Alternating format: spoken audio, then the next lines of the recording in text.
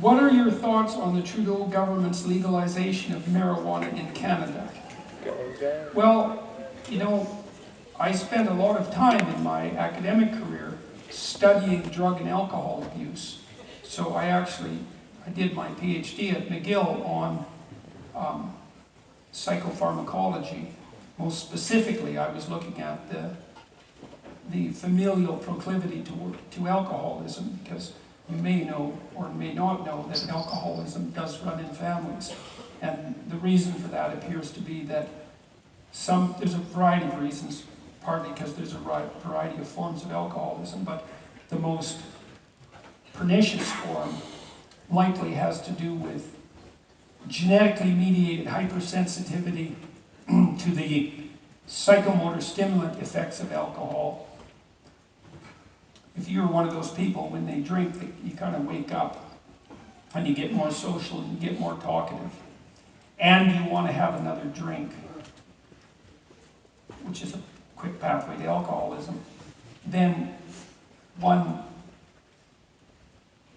biochemical event that may be occurring is that you're sensitive to alcohol's ability to produce endogenous opiates. And so, for some people, alcohol is very good at doing that. And as I said, if you're one of those people who has a hard time stopping once you start drinking, then there's a reasonable probability that you're in that category. Anyways, I studied alcohol for a long time. And if you wanted to make one drug of all the drugs we have legal, alcohol would be the wrong one. Because alcohol, so here's some statistics. Alcohol is a leading contributor to cancer. It's a leading contributor to heart disease because lots of people who drink too much smoke. And it's much worse to smoke if you also drink a lot. 50% of the people who are murdered are drunk, and 50% of the people who kill them are drunk. Without alcohol, there'd be almost no familial violence. In fact, there'd be very little interpersonal violence, because interpersonal violence is almost always motivated by excess alcohol consumption. Alcohol is the only drug we know that actually makes people more violent. So we picked the wrong one when we legalized alcohol. It's also incredibly addictive. And you know, heroin withdrawal doesn't kill people. You know, you hear about going cold turkey and how terrible it is to withdraw from heroin. It's like a really bad case of the flu, and it lasts about 2 days. I don't know that from personal experience, by the way. And then there are other symptoms that can last longer than that are quite unpleasant. It's no picnic. But alcohol withdrawal, that kills people all the time. And you can treat that with benzodiazepines, Valium, and that sort of thing, which is why if someone has the DTs when they're withdrawing from alcohol, you can take them to the hospital and the doctors will give them benzodiazepines, and that stops them from having epileptic seizures and dying. So alcohol is a really bad drug. Marijuana. I've seen people hurt pretty badly by marijuana. I had a friend who committed suicide when he was in his 40s, and it seemed to me likely that his mental deterioration was facilitated by his excess use of marijuana. Although I could never be sure, because he might have also been self-medicating. Right? I couldn't tell whether what was wrong with him was driving the marijuana use, or the marijuana use was driving what was wrong with him, or if the two things were looping. He's only an N of 1, but there is evidence that for some people, marijuana can increase the probability of psychotic dissociation, especially if it's used in combination with psychomotor stimulants like amphetamines. So it's not without its danger. But I can't see personally that it's a bad idea to legalize it.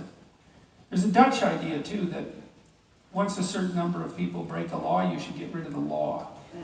And I kind of like that. I guess that's sort of in keeping with my libertarian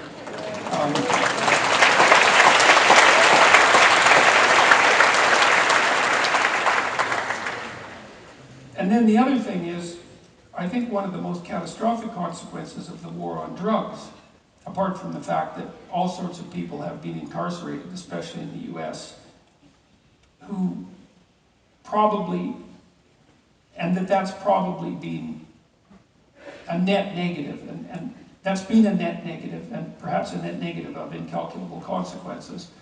The worst of it is that billions and billions and billions of dollars have been funneled into the hands of people who genuinely are psychopathic predators. And that's a very bad idea, you know, because the marijuana industry is a very large, the underground marijuana industry and the drug industry overall is a very large industry. And dumping all that money into the hands of organized criminals seems to me to be a very, very bad idea. It's certainly destabilized Central American countries for years, especially in the case of cocaine, the cocaine business. So, and I know that places like Portugal, for example, you know, Portugal decriminalized all drugs about 10 years ago, all of them, and without apparently catastrophic consequences. So the war on drugs, I think, has been a catastrophic failure. It's produced an immense increment in the wealth of psychopathic predatory criminals. It's destabilized major national states. It's had no evident effect whatsoever on recreational drug use.